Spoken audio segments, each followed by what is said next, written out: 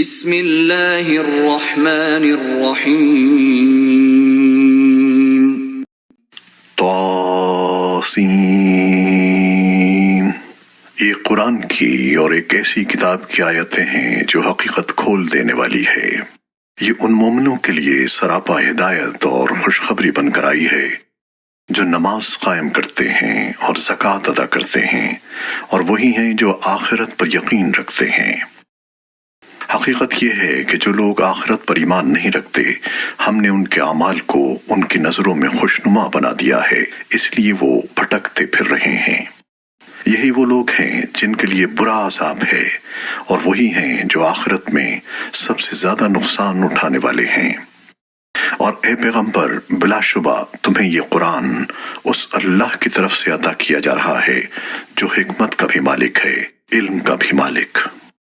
اس وقت کو یاد کرو جب موسیٰ نے اپنے گھر والوں سے کہا تھا کہ مجھے ایک آگ نظر آئی ہے، میں ابھی تمہارے پاس وہاں سے کوئی خبر لے کر آتا ہوں، یا پھر تمہارے پاس آگ کا کوئی شعلہ اٹھا کر لے آؤں گا تاکہ تم آگ سے گرمی حاصل کر سکو۔ چنانچہ جب وہ اس آگ کے پاس پہنچے تو انہیں آواز دی گئی کہ برکت ہو ان پر بھی جو اس آگ کے اندر ہیں، اور اس پر بھی جو اس کے آس پاس ہے، اور پاک ہے اللہ جو سارے جہانوں کا پروردگار ہے۔ اے موسیٰ، بات یہ ہے کہ میں اللہ ہوں، بڑے اقتدار والا، بڑی حکمت والا۔ اور ذرا اپنی لاٹھی کو نیچے پھینکو۔ پھر جب انہوں نے لاٹھی کو دیکھا کہ وہ اس طرح حرکت کر رہی ہے جیسے وہ کوئی سانپ ہو، تو وہ پیٹھ پھیر کر بھاگے اور پیچھے مڑ کر بھی نہ دیکھا۔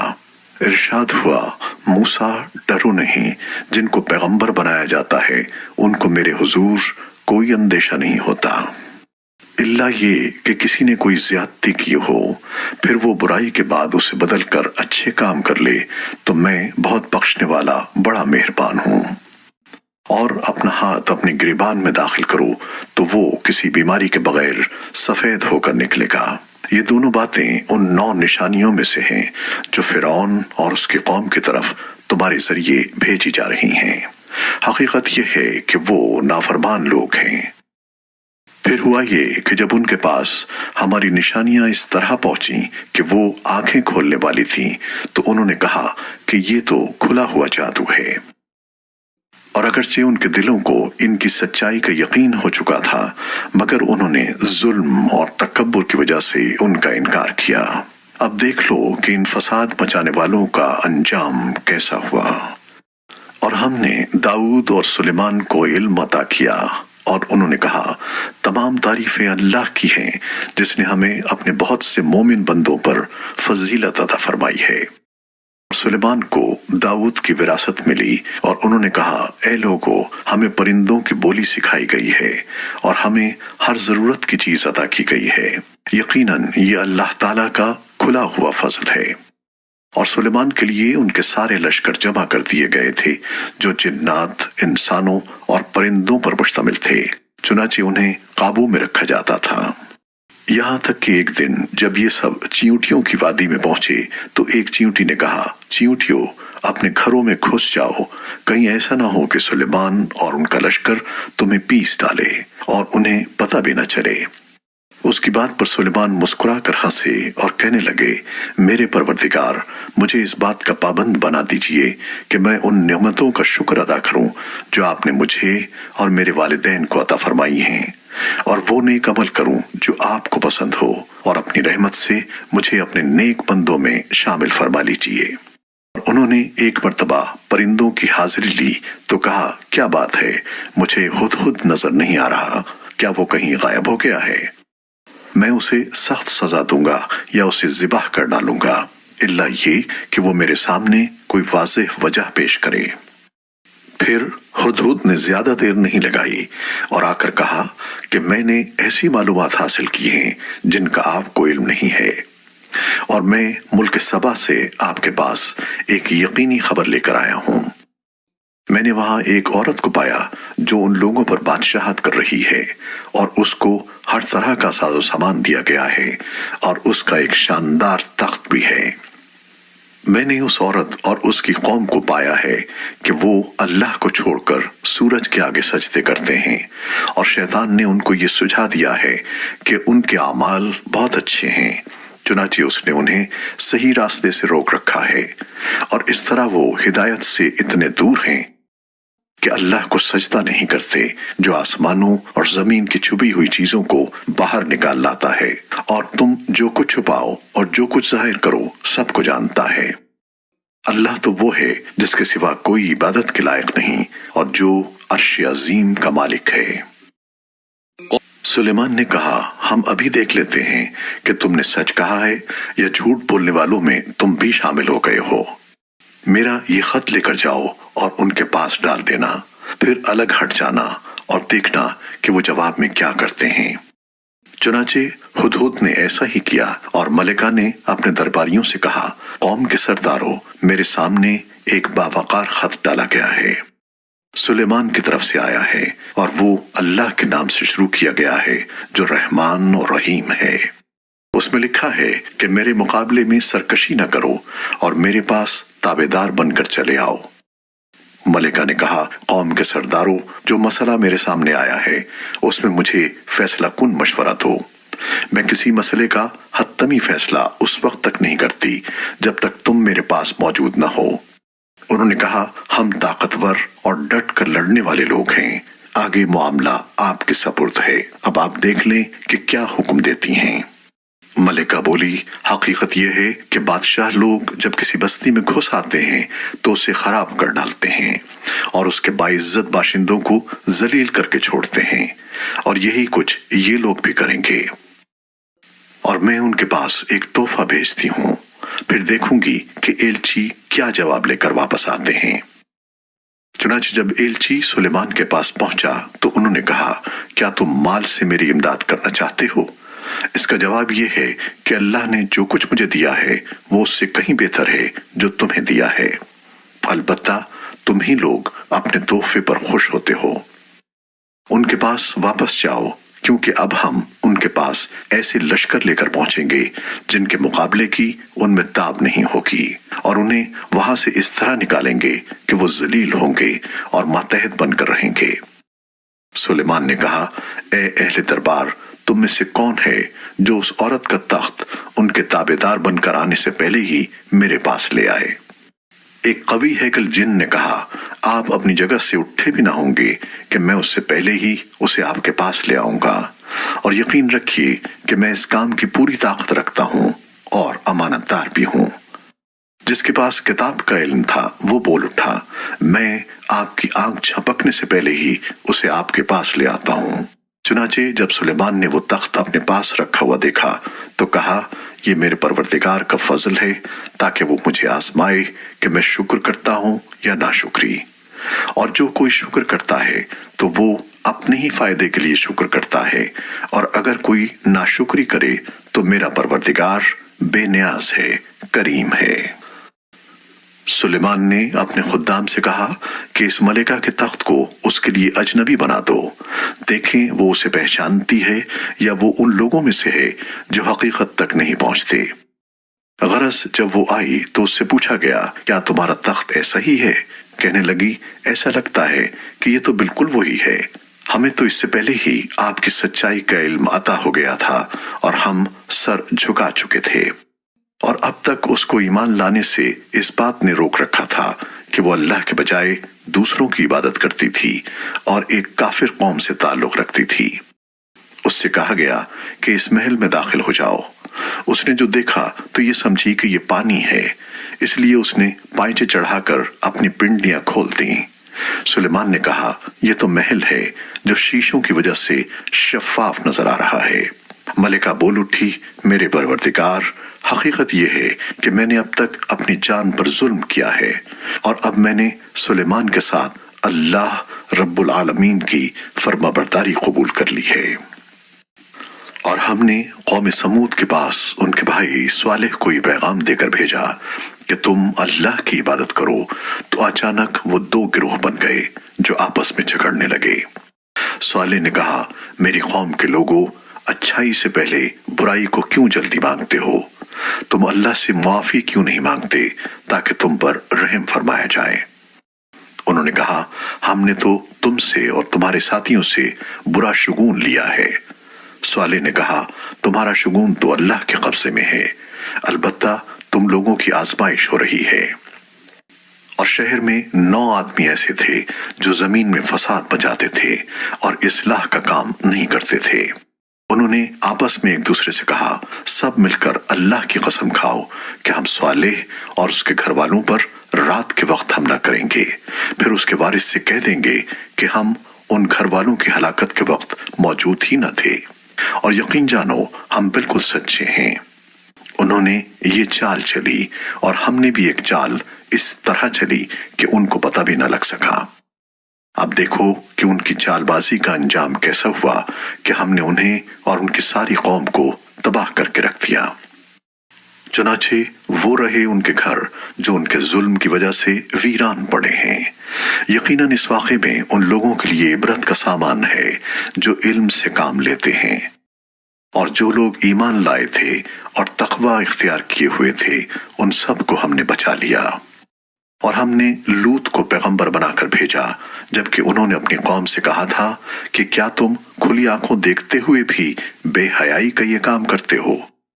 کیا یہ کوئی یقین کرنے کی بات ہے کہ تم اپنی جنسی خواہش کے لیے عورتوں کو چھوڑ کر مردوں کے پاس جاتے ہو؟ حقیقت یہ ہے کہ تم بڑی جہالت کے کام کرنے والے لوگ ہو۔ اس پر یہ کہنے کے سوا ان کی قوم کا کوئی جواب نہیں تھا کہ لوط کے گھر والوں کو اپنی بستی سے نکال باہر کرو، یہ بڑے پاک باز بنتے ہیں۔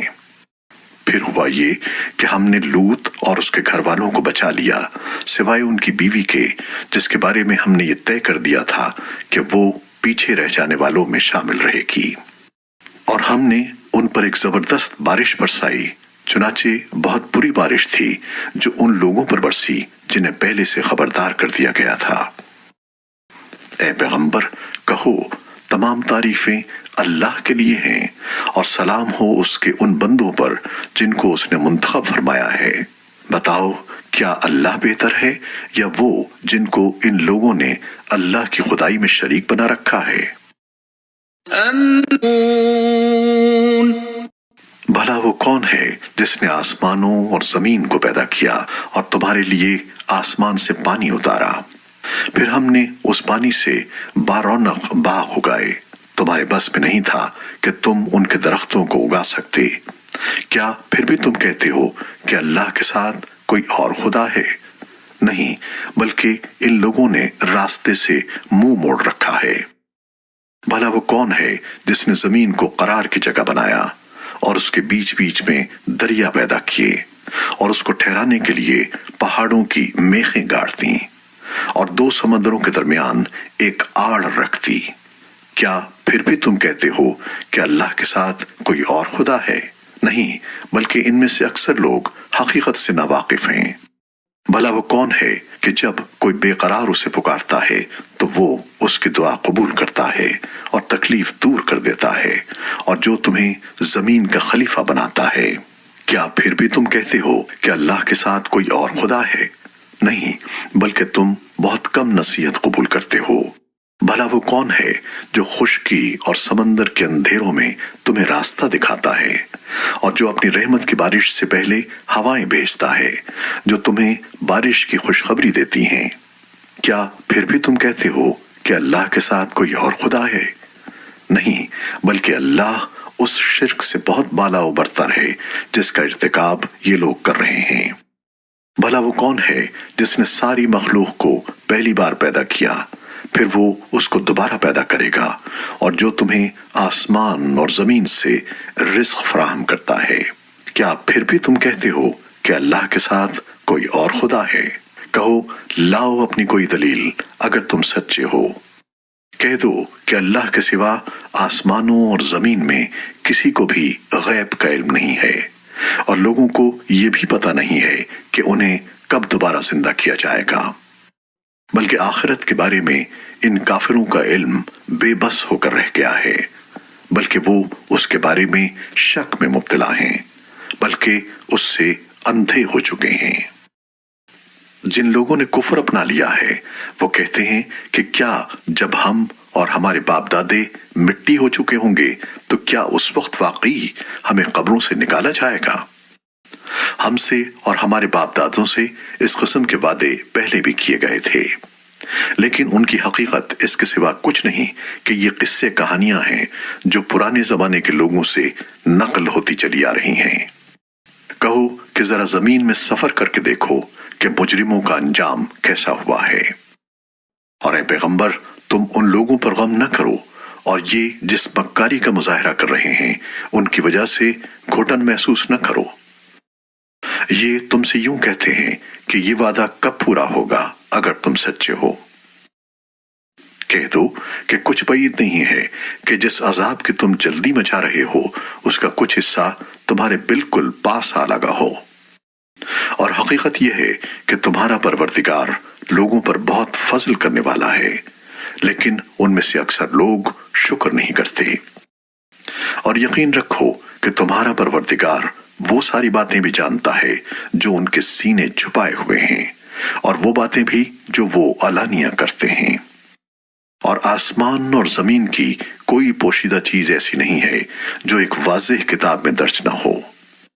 واقعہ یہ ہے کہ یہ قرآن بنو اسرائیل کے سامنے اکثر ان باتوں کی حقیقت واضح کرتا ہے جن میں وہ اختلاف کرتے ہیں، اور یقیناً یہ ایمان لانے والوں کے لیے ہدایت اور رحمت ہے۔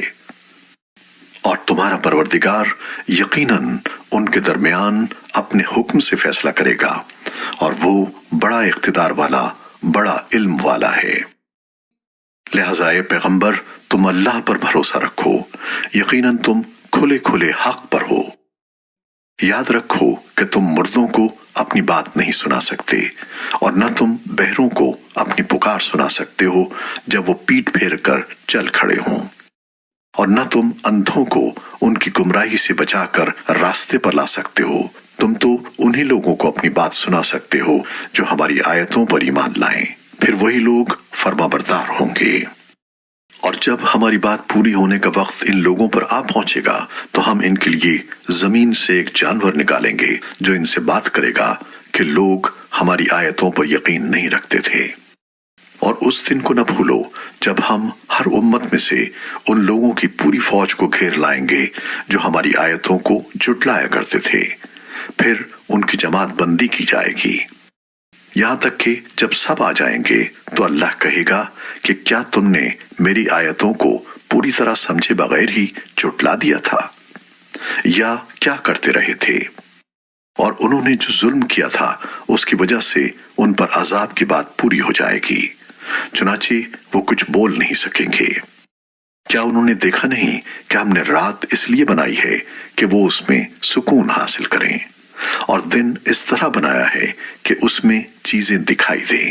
یقیناً اس میں ان لوگوں کے لیے بڑی نشانیاں ہیں جو ایمان لاتے ہیں۔ اور جس دن سور پھونکا جائے گا تو آسمانوں اور زمین کے سب رہنے والے گھبرا اٹھیں گے سوائے ان کے جنہیں اللہ چاہے گا، اور سب اس کے پاس جھکے ہوئے حاضر ہوں گے۔ تم آج پہاڑوں کو دیکھتے ہو تو سمجھتے ہو کہ یہ اپنی جگہ جمے ہوئے ہیں، حالانکہ اس وقت وہ اس طرح پھر رہے ہوں گے جیسے بادل پھرتے ہیں۔ یہ سب اللہ کی کاریگری ہے جس نے ہر چیز کو مستحکم طریقے سے بنایا ہے۔ یقیناً اسے پوری خبر ہے کہ تم کیا کام کرتے ہو۔ جو کوئی نیکی لے کر آئے گا اسے اس سے بہتر بدلہ ملے گا، اور ایسے لوگ اس دن ہر قسم کی گھبراہٹ سے محفوظ ہوں گے۔ اور جو کوئی برائی لے کر آئے گا تو ایسے لوگوں کو منہ کے بل آگ میں ڈال دیا جائے گا۔ تمہیں کسی اور بات کی نہیں، انہی اعمال کی سزا دی جائے گی جو تم کیا کرتے تھے۔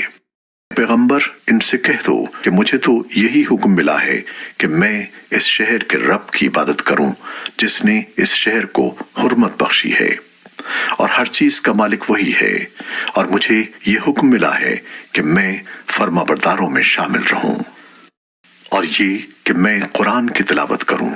اب جو شخص ہدایت کے راستے پر آئے وہ اپنے ہی فائدے کے لیے راستے پر آئے گا، اور جو گمراہی اختیار کرے تو کہہ دینا کہ میں تو بس ان لوگوں میں سے ہوں جو خبردار کرتے ہیں۔